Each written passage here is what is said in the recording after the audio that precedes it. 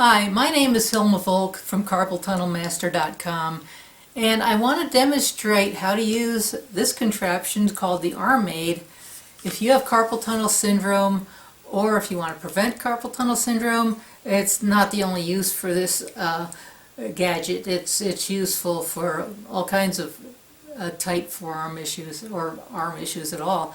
And it's about the only thing I've seen that's very complete in how it deals with carpal tunnel syndrome, however.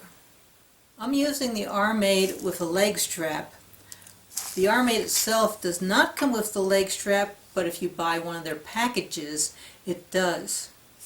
And it's you can use it without it, but it's very handy. And the basic Armaid comes with just these white balls. But the other Armaids, the packages will come with other ones. I can show those later.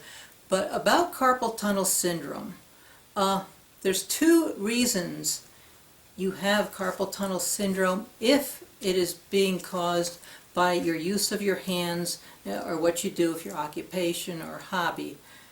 And the carpal tunnel basically is a ditch made up of wrist bones, and across the top of that ditch on the palm side there's the transverse carpal ligament. It's got other names too, and in through that tunnel that's created by those is 9 flexor tendons. And flexor tendons are the tendons from your forearm that go through your carpal tunnel and they move your fingers. So all this movement of your wrist and fingers like this is being done by your forearms. And that's important to know. And if you have carpal tunnel syndrome, the median nerve that also runs through that tunnel is being pinched. Now, why? The thing is, if you just have a nerve conductivity test and they say, well, you don't have much electrical impulses going through there and you're in danger of nerve damage. Well, why is there less room in there? Why is that median nerve being pinched? And there's two reasons. One is if you use your fingers or wrist a lot, or even a medium amount, the tendons that go through that carpal tunnel go through that tunnel in what are called sheaths, tendon sheaths, which are like hollow tubes, like in a bicycle cable. If you squeeze the brake, your fingers, your brake goes down. So if your muscles in your forearm contract on the front, if you contract all the muscles, you're closing your wrists and fingers. When you're moving your fingers up and down, there's different muscles in your forearm are making that work. And the muscles that open those hands, open the fingers, are called the extensors. The one that close it are the flexors. Now what happens? Okay, let's say you type a lot, or you play the piano, or even things that don't use the fingers but use wrist movements, like if you use a rowing machine. And it can only be, a few hours a day, or it could be a mixture of different things, hobbies and job. Well, in those tendon sheaths, there's fluid called synovial fluid. And let's say you type for more than 20 minutes at a time, that's not motor oil in there, that's synovial fluid, which use it too much, it dries out. It gets hot and dry. And what happens? Well, that's not a steel cable going through there. That's part of you. That's human. It's not going through a steel tube. It's human. So if there's no fluid in there, that cable going back and forth when you move your arms or wrists, and there's no fluid in there to lubricate it, guess what? It's going to start chafing. And it's even worse if you, instead of typing with your back of your hand and your forearm straight, a lot of people type like this with their hands up, if you can see, hands up, or their hands are down, or they're going like this when they type. You should always type or play the piano as much as possible with the back of the hand and the back of the forearm in a straight line. Why? Because if you've got your hand at an angle, those cables have to go around corners. And if there's not much fluid in there because you're persisting more than 20 minutes at a time without giving them a break, those cables got to go around a corner. And let's say you've got a tree branch and you've got a rope around the tree branch and you're going back and forth, back and forth, back and forth. What's going to happen? Pieces of the tree or pieces of the rope are going to flake off. Well, same thing happens inside those sheaths. And guess what? They get inflamed and they start to swell up. And the swelling increases the size of those tendons inside the carpal tunnel and leaves less room for the median nerve, so it gets pinched. So instead of getting surgery to open up the carpal tunnel, why not reduce the amount of inflammation that you have in there? And the trouble is, a lot of people, okay, it's sore because there's inflammation in there, so they get drugs. Drugs are the worst things you can do when that's happening. Why? Because it tells your brain to shut off. Otherwise, the brain will send in microphages, which gobble up those pieces of chafes that are in there. But if you're using drugs, they can't get in there because they don't know, because the engine warning light is turned off. Anyway, so if you want to reduce inflammation, do it the most natural way you can with icing. And I won't talk about how to do that now, but ice is a natural anti-inflammatory. It also promotes healing. Drugs do not promote healing. They might reduce the swelling temporarily, but in the long run it's going to make you worse. So anyway, so what do you do about that? Well, I was a massage therapist for 23 years. More than that, I am retired now. But you want to go back and forth across these tendon sheaths. You can go to spiral movement, back and forth, back and forth. You want to get the blood flowing in there, because not much blood in that area. You want to stimulate healing. You want to break up any stuff that's stuck in there. You want to break up the gunk, because gunk can actually make your fingers hard to move. And you want to reduce the swelling in there. You want to let your brain know that, hey, come on in here, promote the healing. And so that's one reason you have carpal tunnel syndrome, is the overuse of your fingers, repetitive use of hands, like I said, rowing machines or anything else where you're using your hands and fingers repetitively a lot. The other thing that causes carpal tunnel is tight flexor muscles, and that's always a problem when you've got carpal tunnel syndrome. Flexor muscles, like I said, they're on this side of the forearm, and they're the ones that squeeze your fingers. So not only can carpal tunnel be caused by repetitive use, it can be caused by overuse when you're not even moving your hands, such as if you're gripping, well, let's say you operate a jackhammer and you have to hold on tight for that thing, or you're lifting weights, and even though it doesn't help your biceps to have your hand closed, people think it does. If you open your hands and do the same motion, you're using your biceps just as well. But if you're gripping on them, that overuses the forearm.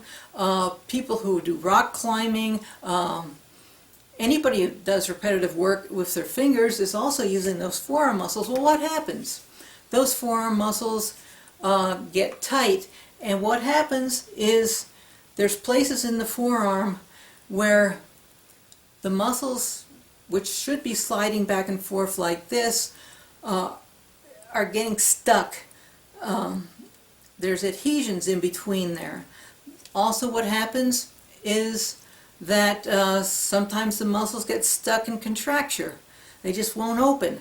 And in these places where muscles are stuck, or where you've had injuries before, and the muscles just are tight and they can't get in the nutrients that they're supposed to, and they can't get in the oxygen that they're supposed to, and they don't get rid of the toxins that they're supposed to. Every cell produces waste products, and those, if they can't get out of there efficiently, they just irritate the nerves that are in there. So those tight muscles, those tight places, they're called trigger points or knots. Anyway, they're going to be tender. Those shorten your forearm muscles in the front, and that makes them weaker. So people, oh, my hands are getting weaker, so they try strengthening them with with tennis balls or something, and that actually makes it worse because you're overusing those flexor forearm muscles.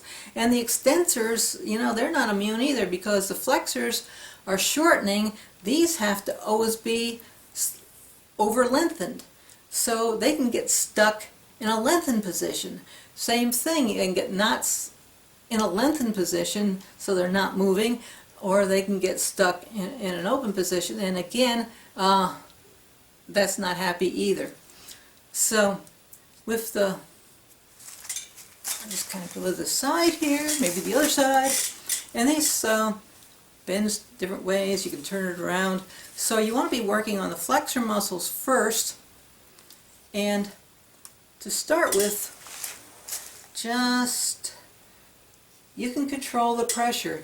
See, this thing, it has, I don't know if you can see in the bottom here, there's different gauges. You can open that up. If I open it up this big, it'll fit a huge forearm. I can fit that around my thigh. Or you can get it down for a really skinny arm.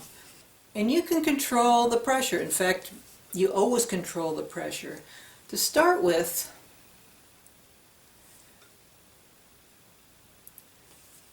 the white balls here, and there's different size balls, I'll show you those in a minute, or maybe more in a minute, are what are doing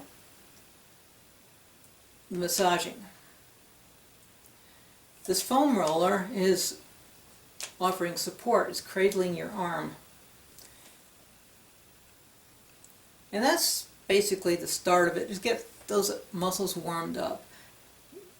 If you're a type A personality, don't be one. Because what a type A personality wants, I'll get this, I'll get it really, I'll get it good. And you can bruise your muscles if you go in there before they're ready for you. You always want to work at a pressure that feels like it's doing something. There's a big difference between a good hurt and a bad hurt. A good hurt is a bad hurt is ew. You know, you don't want to be, I can take it, because it's not good for you. Like I said, you can bruise your muscle, which is not the worst thing in the world, but you don't want that really. So then, let me digress a little bit. Notice I'm always working towards the heart. That's because what I learned in Massage 101 and Basic Anatomy is your veins have valves in them. Your arteries don't have valves, but your veins do. And the veins are pushing the blood. The heart's pumping it this way, and the veins are allowing the blood to flow back towards your heart. And it's by differential in pressure because there's more pressure going this way and there's, you know, they flow. But there's valves in those veins to keep the blood from going backwards. And you don't want to go against those valves by pushing the wrong way, by pushing towards your hand, because those valves can break. And that can, you know, you don't want loose pieces of valves floating around your circulatory system, and it also weakens your veins. That's in your legs, you know, that's called varicose veins. So then, you want to work with the middle ball to find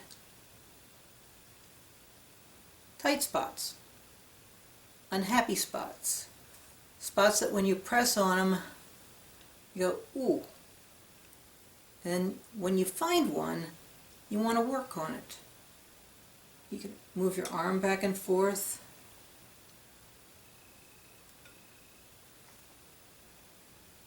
And work on that unhappy spot, and then find another one, work on that for a little bit. And something about muscles. If your muscle, I use happy and unhappy as opposed to normal and unnormal. If your muscle is perfectly happy,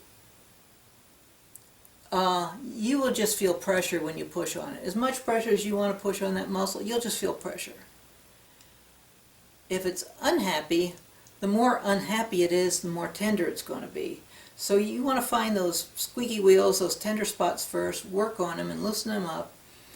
And you know, you could be having this problem that's been going on for longer than you know about, probably, and it builds up and builds up and builds up until finally one day, you know, it shows up as carpal tunnel. And why it shows up in carpal tunnel from tight forearm muscles is because these muscles are pulling on the tendons, they're pulling on the wrist, and that shortens it brings the carpal tunnel forward. So bringing the carpal tunnel forward gives less room in the carpal tunnel. So the combination of swollen tendons and forward carpal tunnel, you know, the combination can cause that median nerve. And just loosening up the forearm alone will do wonders. And with some people, that's all it is tight forearm muscles. But you also want to work on the extensors too. And same thing, use that middle ball, find a tight spot, and work on that. Because you're going to have probably more tender spots than you could even imagine you have. And how long do you want to work on it? Oh, 4 or 5 minutes at a time, a couple times a day. And the harder you use your hands, you know, you're going to build up stuff back. But you can release it a lot faster by doing this. For example, let's say you're a guitar player. Well, you build up a little tension in your arms one day, and you use the Armaid, you'll release 15 times more tension that you build up. So, you know, so you can still keep playing your guitar or do whatever you want to do. Now, like I said, the basic one comes with the white balls, and these are hard plastic. If you get the next package up, you got these gray balls, which are similar, but they've got a little give to it. They're got a little foaminess to it. You can push on them and feel them give. And this gray one is basically a soft roller. So if you've got really intense, sensitive muscles, which some of you will have, this is really nice.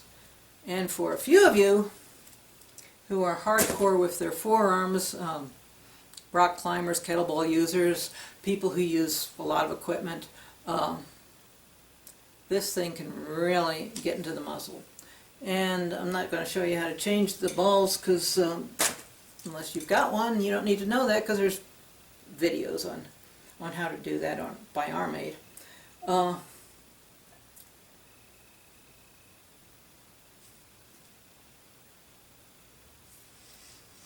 Now, and another thing on your forearm, there's a muscle here towards your elbow, about 1.5 inches down from the crease, called the pronator teres. And what that does is it turns your arm down, so it's palm down. And in some people who use a lot of turning motions, like you're turning knobs, screwing stuff, depending which arm you use,